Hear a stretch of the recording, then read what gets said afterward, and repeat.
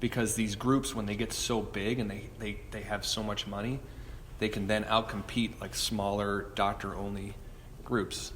So it might be irrelevant for smaller towns, but like you'll see like there's like when you do rotations, you'll see like very different flavor of medicine in the big cities. I think it's good that you guys are in this environment, because I think I'm guessing that you're probably going to get a lot of exposure to some rural, like not super huge cities. Like you'll probably do a lot of like rural stuff. I think that's going to give you a really nice balance for when you go to some of these bigger cities.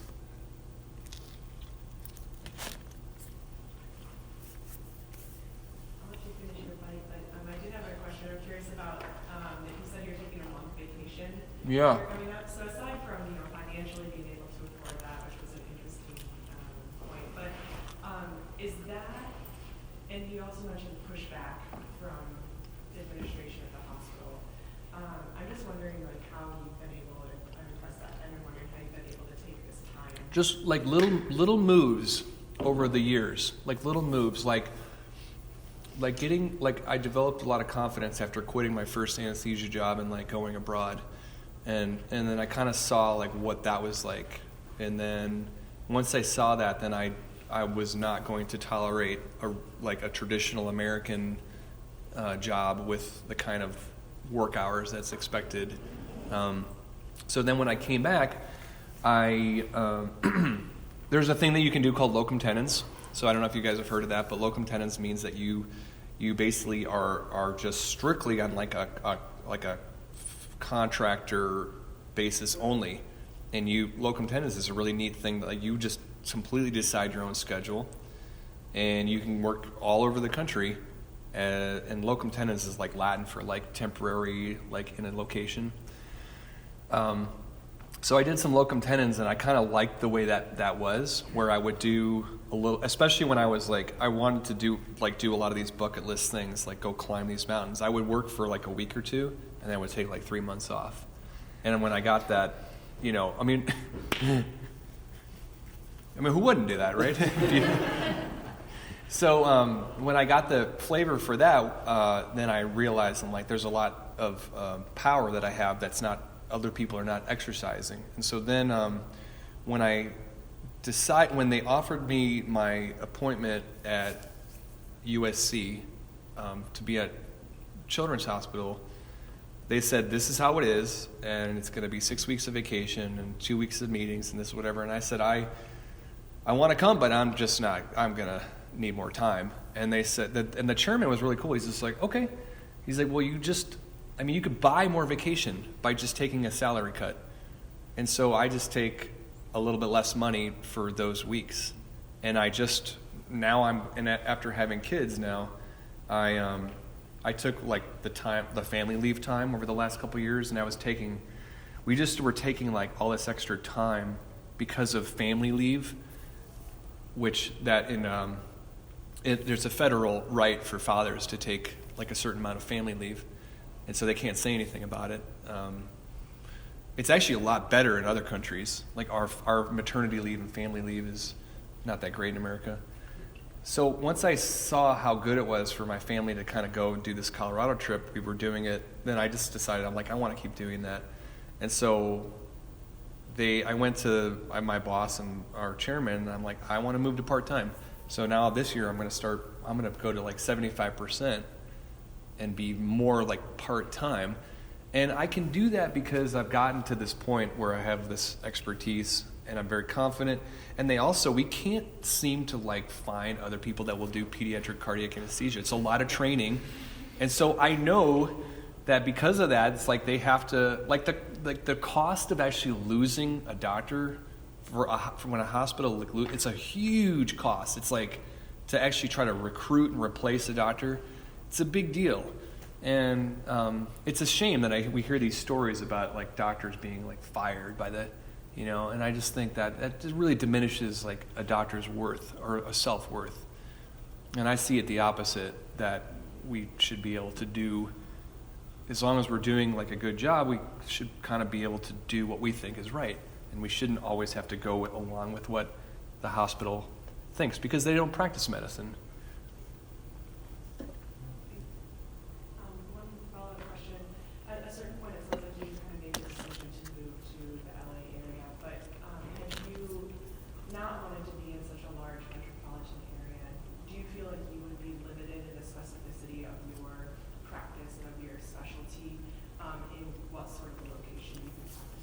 Absolutely. There's very few places that will do like heart surgery on children at the level that we do it.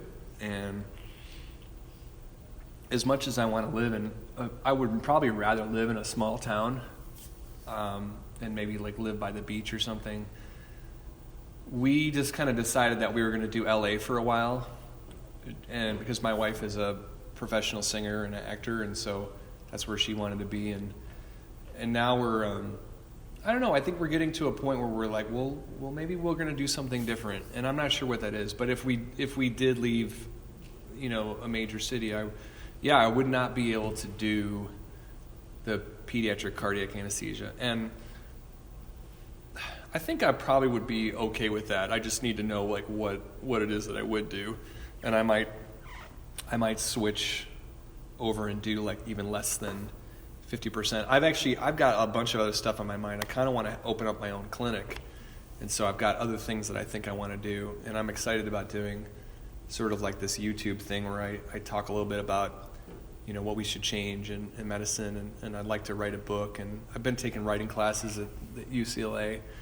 And so there's like a lot of like neat stuff that I would like to do, and maybe being part-time but still being affiliated with USC I could move to a small beach town, and then maybe once a week I drive in. So I don't know. I'm still trying to figure that out for myself. But you're right. You're perceptive in that if you want to do something like super specialized like this, that you're going to be tied to like a major academic tertiary referral center, like a children's hospital. Do you know primary children's and somebody does that? Do they have? I think they do hearts, but I don't think they do like we do like almost 900 pump cases a year, and I don't think they're doing. Yeah, I'm not sure what the numbers are. I could. Yeah, we could move to Denver, and we could move to like Salt Lake, but I wouldn't be able to do like a heart surgery like case every single day. I probably would have to have a mix of like, because that's what I see at these smaller places. They have to give a little. If there's not that many cases, then you kind of have to share it with other people, and then you're going to do some other stuff, and that might not be. I mean, I don't know. After a while, you do something for like 10 years. Sometimes you need to change. I mean, that's human nature, is that you decide like, okay, maybe the time's right to go do something different.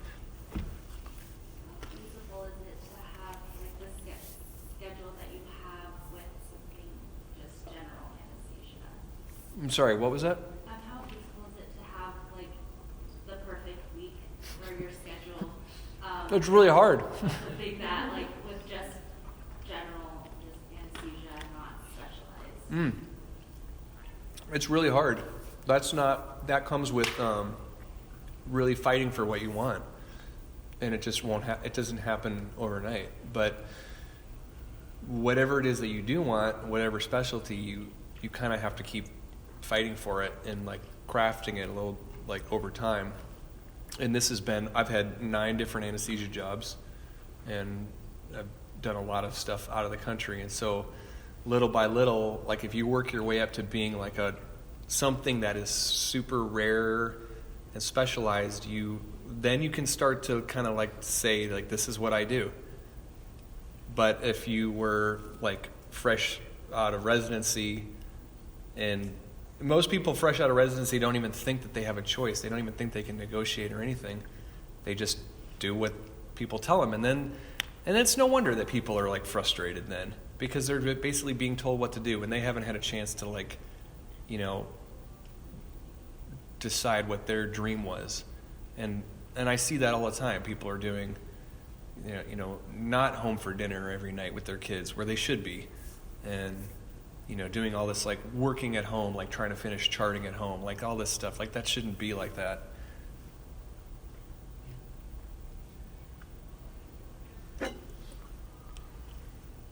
Yeah.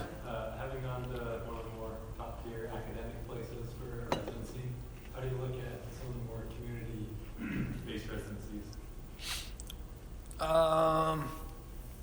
I mean, I think you could be like you could potentially be a bad clinician if you go to like the best school, or you could be the best if you went to like a smaller school. And I think that it kind of comes down to like what you put into it. Now, that having been said, I mean, I thought Yale anesthesia was like really good training because we had such high volume, and we also had all these textbook writers. So like Paul Barish was my attending, and I got to do cases with him. He only just retired, but you guys familiar with Barish? If you go into anesthesia, you'll see that the big textbook is Barish. So he's one of the main names, and get to work with all these like sort of famous people in anesthesia. I thought that was it's very hard to say that wasn't helpful. And it's like people hear that I went to Yale for anesthesia, and that's like, it really opened a lot of doors for me. So I think you can get like a really great training at a smaller institution though. So I don't know. I mean, it just kind of depends on what's right for you. I think the best thing is when you're looking to select a place to do your residency, you kind of have to go with your gut feeling. After you've done your pro-con list and looked at everything, it's going to come down to like what feels like home. Like, where do I fit in? Who's going to like take care of me? And that's a gut feeling. And that's kind of what I did. I couldn't figure it out with my match list, and I just basically it went by my gut. I don't know if that answered your question. No, it does, yeah. So I'm a fourth-year. I've interviewed at both academic centers and community places. And there was one community place that I thought was just awesome. But then I wonder, will that affect me getting a fellowship or getting my first job afterwards, having gone to somewhere where everyone would know better? Yeah. Well, you're right to think that. I mean, there's no doubt about it. Like somebody had asked, is it easy to get a PD fellowship? Well, the guy that wrote my letter and made phone calls for me was Zev Kane from Yale, who did all this research. And so when you have access to these amazing people who are well known in the field, who know all these other people, they open doors for you. For better or worse, that's how the system does work.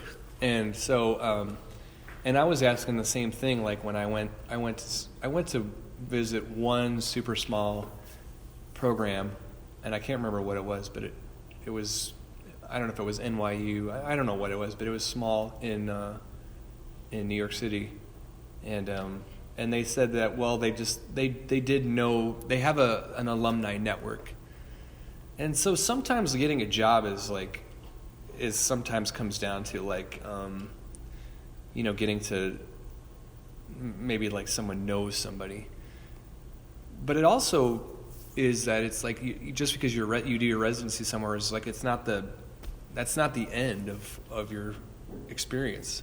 So like if you get a job after you finish your residency and then you want to apply for a more competitive position, well, you have an extra year of training or extra year of experience now, and that can be helpful. So I wouldn't say that I wouldn't write off a community program, especially if you thought it was awesome.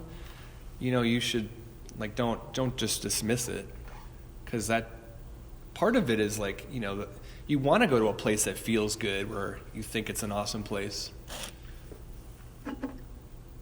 Some people go to these high-powered academic places and they're miserable, and that's not good. Could you tell us more about the process that you went through after failing the boards and all of that? Yeah.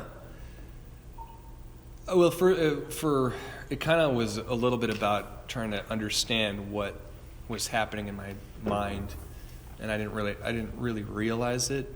But I think I had a good couple months of just being really down and negative, and I think that it wasn't. Then someone said, "Hey, you might be depressed," and so then I kind of freaked out, and then I went to see this counselor or this psychologist, and then I immediately started feeling better. And I think it's great to actually do counseling, and I think I would encourage you guys to always consider it and consider it early rather than later. And I'm doing some like cool stuff right now where I'm working with this therapist, but she's a coach, so it's a different kind of like, it's not really for like depression, but it's like career coaching.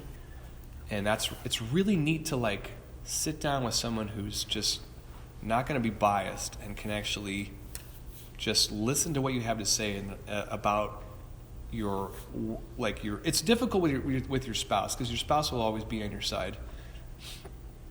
But when you have like a therapist, they can actually like really help you figure out how to work through this stuff. And so I had that, and that was once a week, and that was great. And I did it for basically like 7 straight months, and it was like I was like felt so healthy, and it was awesome. And I read this book called Feeling Good. Someone told me that they had failed their Step 1 USMLE, and this is a really smart guy. And he was my co-resident, and he said that someone told him to read Feeling Good, and then he read that book, and then he told me to read that book, and it was a really kind of like amazing way to just sort of like think. And so I would suggest to everyone to like, if you find yourself in a crisis, whether that's a divorce or you fail something or you have a patient injury, you're going to need a little bit more than just like a good friend and, like your family. Like sometimes you also need something that's like evidence-based. And cognitive behavioral therapy is evidence-based, and working with a psychologist is evidence-based, and it's super helpful. So that's the kind of stuff I did. And then and once I learned all the techniques and stuff, I would sort of do what they said in the book, and I would do these exercises, and I still do some of that stuff like once a month, and it's great. And it's like, it's a great way of like, kind of like not letting frustrations build up. And then I did, on top of all that, I made sure I exercised like every single day, and I always try to get 8 hours of sleep and eat healthy. And I just make like, if I'm not getting those things, then I put my foot down and I say like, this is not, And we were going through that recently with work, where I was working recently a lot of late days, and I was like, wow, I'm not taking good care of myself. And we had to sit down with the chairman. So like, we got to change some stuff, because if we're not taking good care of ourselves, then we're not good for our family, we're not good for our patients. So that's why it's like, you almost have to kind of figure out how to put yourself first and be kind to yourself.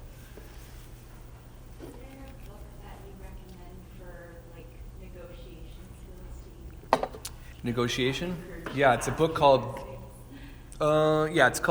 Getting to Yes. But I don't see how that's going to be useful until you're ready to get that first job, I guess. But it's called Getting to Yes, and it's a great book on negotiating. It's also helpful for just trying to I guess if you're just dealing with, it doesn't have to be about a job, it can be any conflict where you need to like work through something. Negotiate the NBME to give you a better score. Yeah. Yeah. Or maybe what would I like to see with the boards? I wish it wasn't so like be all end all. Like this score is like, people think it means like everything. It's just a snapshot in time, Yeah, I thought about making it pass fail, but then I feel like residency programs are always just going to grab onto something. They would. You're right. They would want to do something. They'd figure out something else. It's almost, I don't know. I think it's probably like me. It's gonna have to be something like what I'm doing right now, where I'm trying to come and like talk to you guys right during the time in which it's like really intense, and just remind you that it's all gonna work out okay, and you can get a good score, and you can also have a healthy couple years as a med student. Maybe you don't. Not everybody. Nobody needs a two. I don't know what the high scores are now, but 270 or 60 or whatever. I mean, nobody. What I've seen at Yale is when those people had these super high scores, they weren't really good clinicians. And then you don't even your basic science is a foundation for what we do, but all it does is really show who really was able to just put the time in and memorize stuff. It's not a good predictor for a lot of stuff.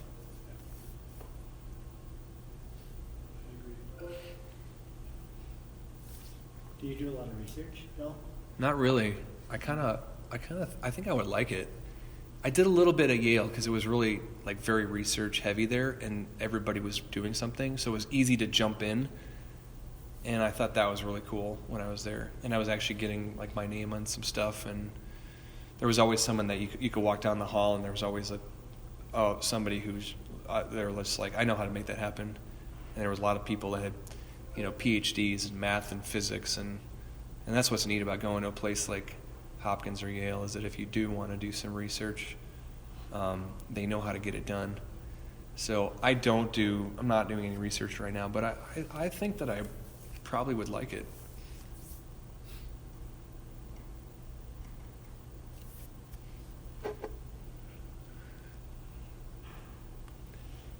Anybody else? Did we hear from everybody? Yeah. One more. So one thing that I guess I'm still worried about is, do you ever feel like you benefit from a snowball effect? Like you sacrifice your med school to get a good board score. You got the good residency because of that board score. You got the fellowship because of the good residency. You got the high specialized training because of the fellowships, and now you got the good physician where you can negotiate because of all that. If you didn't have that first step, maybe none of it would have fell into line later, so you ever worry about think about something like that? I've thought about that, but it would be, I don't know how you could prove that though. You'd never be able to prove that. But you're right. The score was important, but I don't think I needed the score that I got to get that residency. But yeah, I see it that way. It's kind of like that score got me in to that school, and then I got the fellowship. But look where I wound up though. When I was in my fellowship, I basically I didn't like what I was doing, and wanted to just quit. And I'm not my other friend who tried to commit suicide, and so it's I see your point. I just don't think we could know for sure, and I think that people are a lot more dynamic than that. You can anybody can have a bad year, and everybody can bounce back from one bad test. And so a lot of times, sometimes I almost feel like it was better that I failed my anesthesia boards. I feel like that was probably one of the best things that happened to me, was that failure.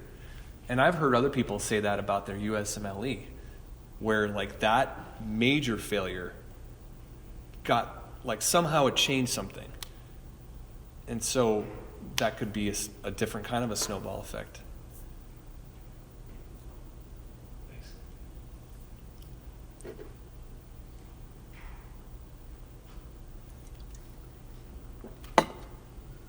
More questions, guys? I'll keep you here all morning.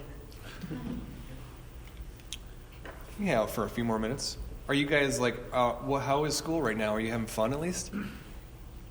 Or does it feel really intense right now? I get the feeling it's because I think that's what it was like for me. I just remember it was really intense. But I think we were still enjoying it, but it was just it's coming down to the end of that second year. There's just a lot. It felt like it was just a lot at stake, but it got better after the test was over, and then it was fun again, and it was the rotations were really fun, and it's you're almost there, you're almost out of the classroom, and you're going to start doing all this you're going to be catching babies in a few months, and which is crazy, and it's like you are catching them, that they're slippery. And you're going to be doing like a lot of fun stuff, the stuff that the whole point for going through all this is to go and do that. And I think third year is like a really fun year. I think something that I get caught up in a lot, and that was good for me to see today, that your story was so different from a lot of the doctors that I've met that have worked in like big hospitals. And I think that that's something I fall into, is I'm like, I talk to one person and this is how they're studying, and I'm like, oh, that's the only way I need to start doing that. Or I talk to someone else and they're doing Anki, and oh, I need to do that. Or they're doing what, but I think that it was good for me to see today that there's so many different ways, to get to the same place, I think. Like, I can guarantee, like, no doctor I've talked to has done, like, worked in another country. I've known some that have done, like, abroad trips, but they've never actually gone and done that and then come back to have a highly successful career in America, So I think that was good for me, and it's something that I think we fall into a lot. A lot of my peers are like, oh, well, what are they doing? Or what is he doing? I have to do that, Yeah, and I don't think, and that's why I say use your imagination. Like, when I was in your shoes, like, none of us had cell phones. And, and even the people that did have cell phones, they weren't smartphones. So we were like not subjected to all this distraction, and I think that was a good thing.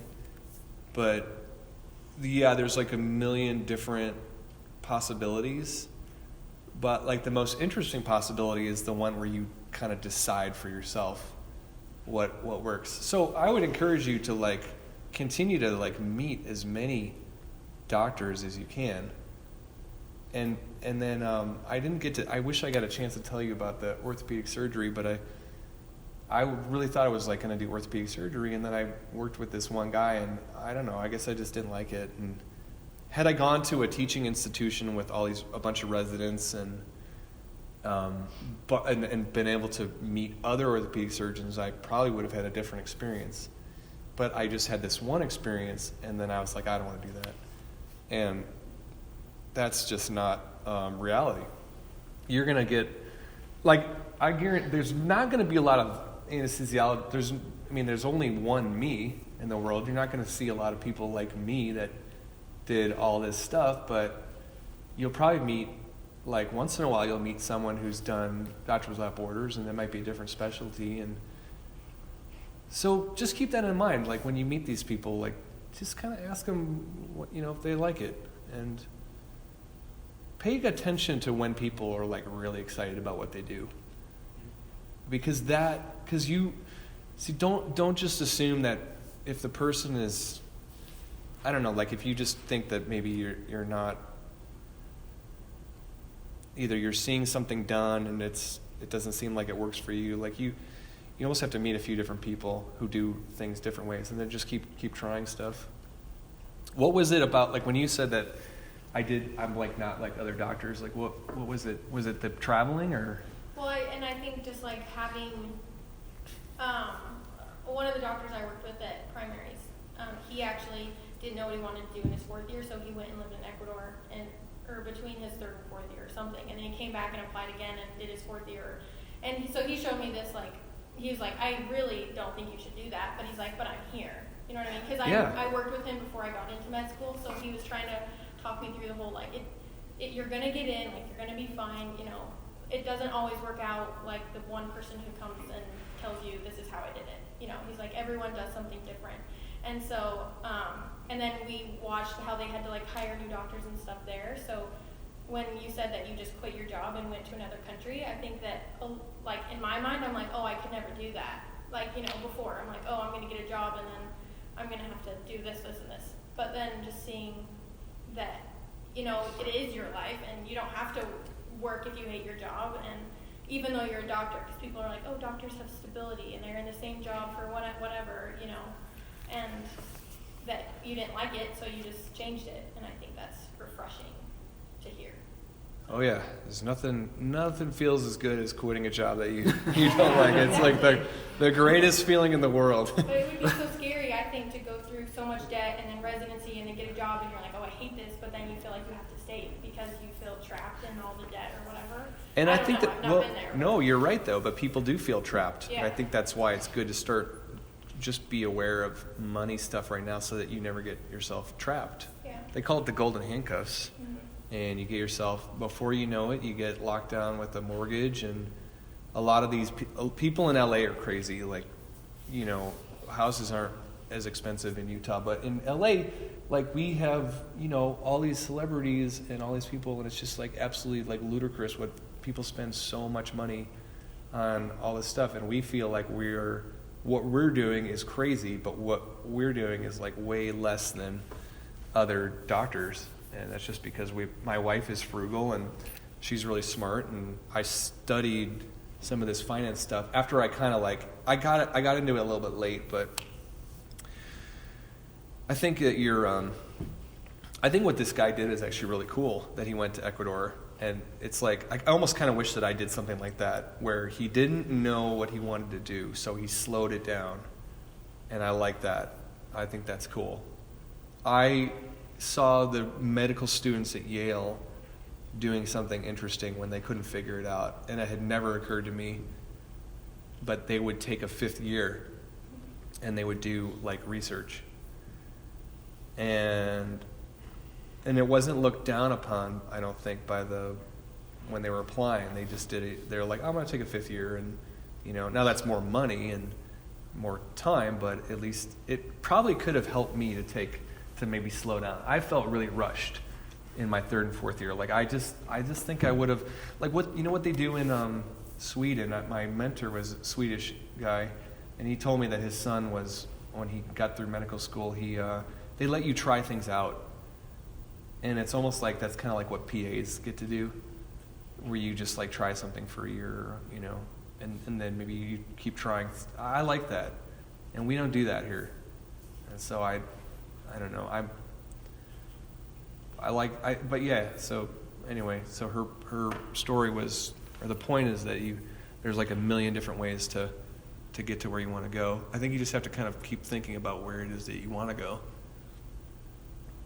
On that note, I've put a little bit of thought in where I want to be, in the future, and I'd like to maybe transition more into like even the business aspect of it, more like the system, to kind of like have an impact. Like getting an MBA or something, or being like a healthcare I don't know policy exactly or what, something. Yeah, I don't know what exactly it all entails, or Yeah. if it's going to be like an insurance company where, I don't know. I don't know. But have you seen any of your colleagues make a transition from more of like the hands-on clinical thing to a more business-related, maybe hospital administration or? Well, I've got all these colleagues at the Children's Hospital that are, like there's a lot of different people that kind of get their hands into administration, and I think that that's just a natural part of the process, because once you guys finish your training and you're like 10 years in, you get really good at what you're doing, and then all of a sudden it's like all this brain bandwidth is like open up, and you're like, I can just totally, like, I do pediatric cardiac anesthesia, and now it's like it's easy for me. And it's like one of the hardest, it's the hardest thing in anesthesia. But now it's like I've been doing it, I'm like, I can really, like, I'm writing like music on the side, and what's that? You can really do what you want to do now. Yeah. So that'll happen for you guys too. And so you're probably it will be hard to balance extracurricular projects and residency, especially if the residency is really demanding. But once you kind of like sort of hit your groove, then you can start doing these other things. And that's what I think that's the big picture for, and nobody really sat me down and told me that it's not so much about like the specialty. It's kind of like, you're going to be headed to something, and and it's not just being an anesthesiologist.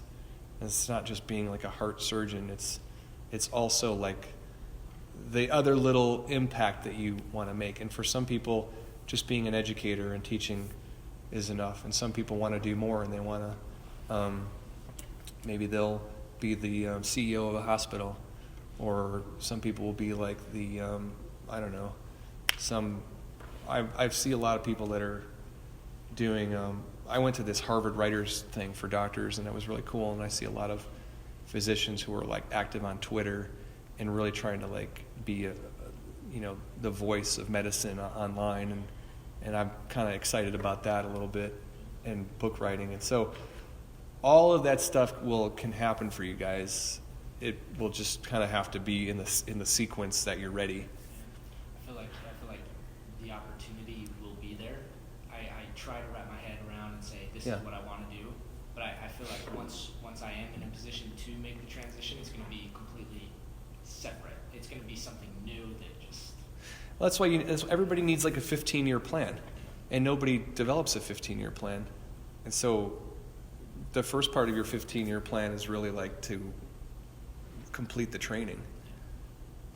And then once you have done that, then you can move into phase 2. And so, but I just don't think people think about this, because it's like right now it's all consuming to be taking the boards.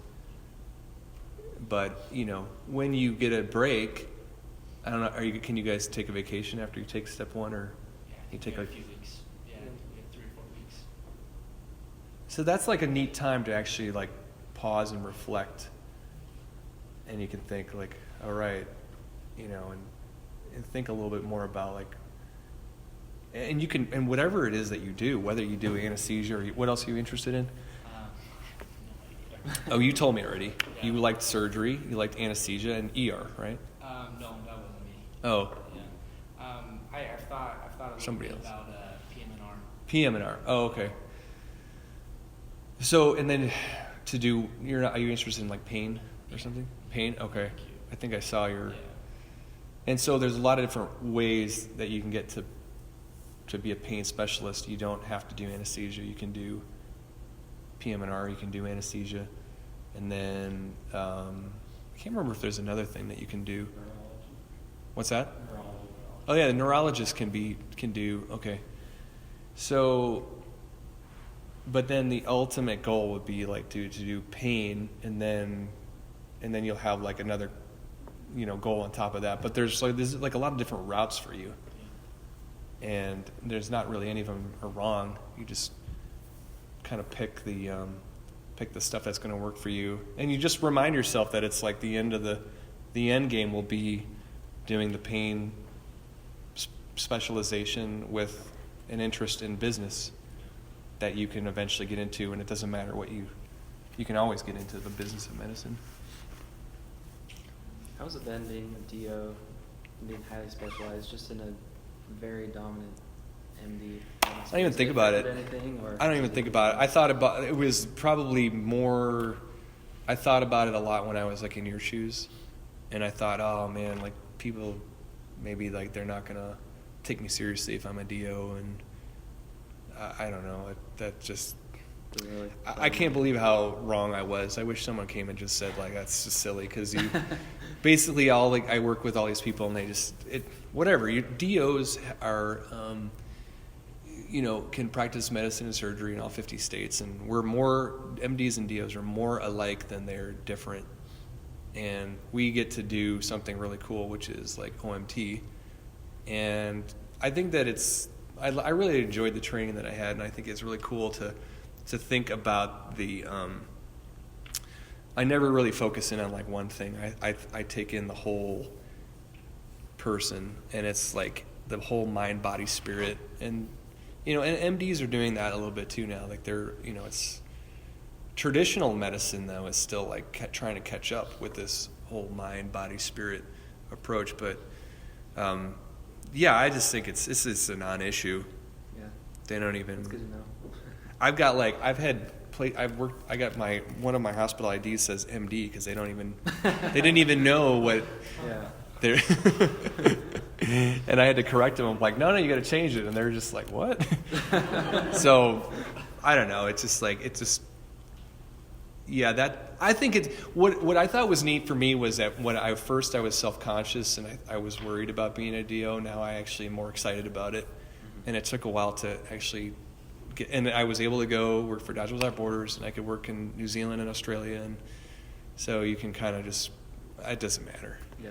Yeah. Oh yeah, they still let you practice, and is it anywhere outside the U.S.? Yeah, well, I think that Doctors like Without Borders? Doctors Without Borders will, yeah, you can go anywhere. Because I know there's countries that don't take the osteopathic degree as the same thing as MD. Yeah, and it's funny because I feel like France was one of those places where you couldn't go, but the thing is, like when I was working for Doctors Without Borders, my office was in France. So Yeah. I don't know. I think it's all people are like, I think Australia for a little while was that they said that they didn't take DO, but they don't understand what we do. And when they see, I think what happens is it's not so much the DO, but once you have once you get board certified in something, that's what people look at. And a board certification is a translatable degree. So like when I went to New Zealand, they wouldn't let me come to New Zealand until I had my anesthesia boards. And I couldn't work for Doctors Without Borders until I had my anesthesia boards. And so that's what is going to give you the ability to go international. Although they said I think they even said I could have done residency in New Zealand if I wanted to, so I don't know. But I wouldn't worry too much about not being able to, like it's very, like one of the attendings in my cardiac group is a DO.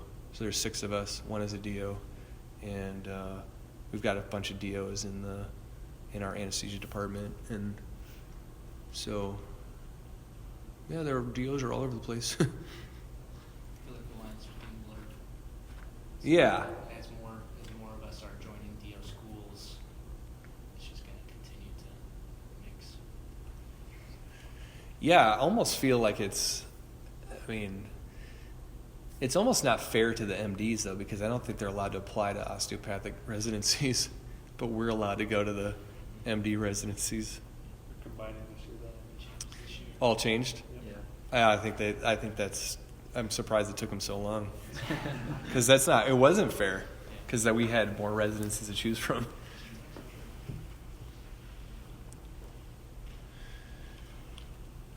Thank you. Well, good luck, you guys. Appreciate it. Stay in touch.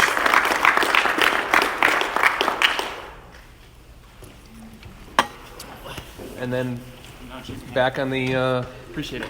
what's your name? Tyler. Tyler. So- Nice to meet you. Thanks for coming What down. do you want to go into? Everything. Everything? Yeah, that's like me. Want to do everything. Thank you so much. Yeah. I really appreciate it. Yeah, nice to meet you. So I guess I'm back on the 26th for a year talk, and it's going to be a little bit more like travel stuff, but we could do. It's a great experience. I don't know what else to say. Yeah.